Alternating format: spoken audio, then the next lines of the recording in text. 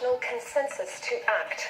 The United States and its allies, including China, consider how to respond to North Korea's failed ballistic missile test.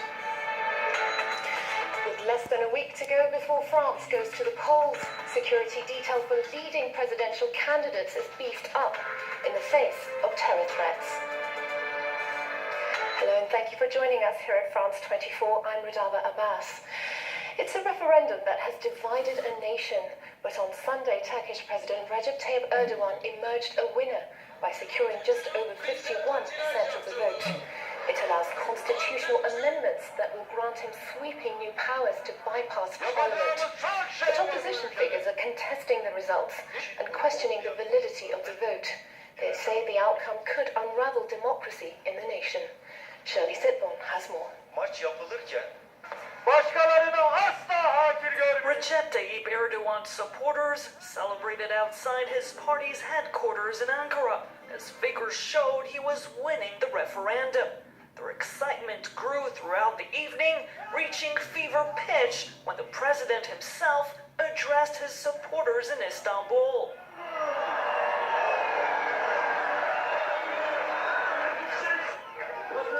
You saw how the government was attacked from everywhere. But facing those attacks, my nation stood tall. We were not divided, not separated. But the opposition says the election is not over. The leaders of the main opposition party have filed a formal complaint about what they say are irregularities in the voting process. We will be contesting almost 37% of the polls, not only in terms of the way the vote took place, but also the content of it. Constitutional reform supporters want the post of Prime Minister to go. A raft of executive powers, such as the ability to appoint top ministers and judges, will gradually be put in the hands of one person, the president. It could mean the current president, Recep Tayyip Erdogan, stays in that post until 2029.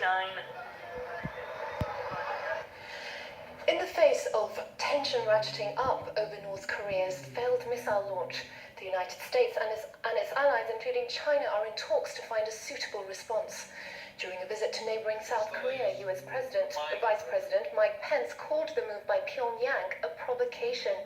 It's also being viewed as a show of defiance to the Trump administration, which has dispatched a Navy strike fleet to the Korean peninsula. Rebecca Rosman has more. It was a test firing that was meant to grab the world's attention. And even though the missile reportedly blew up on launch, it did just that.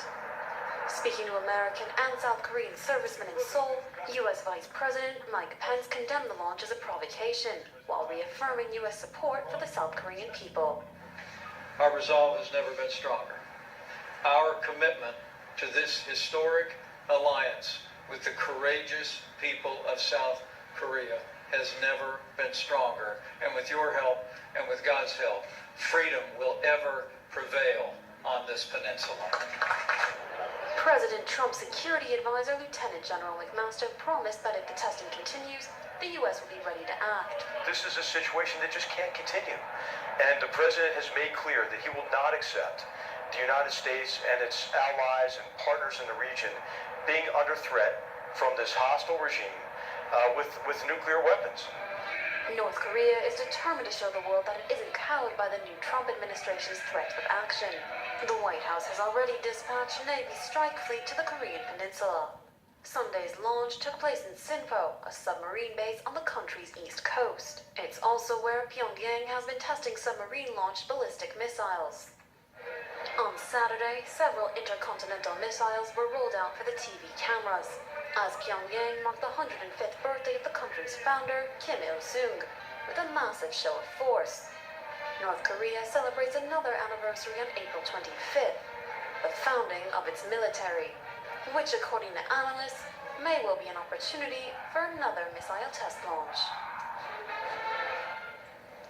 A manhunt is underway in the US city of Cleveland in Ohio for a suspect who used Facebook to broadcast a fatal shooting of a 78-year-old victim.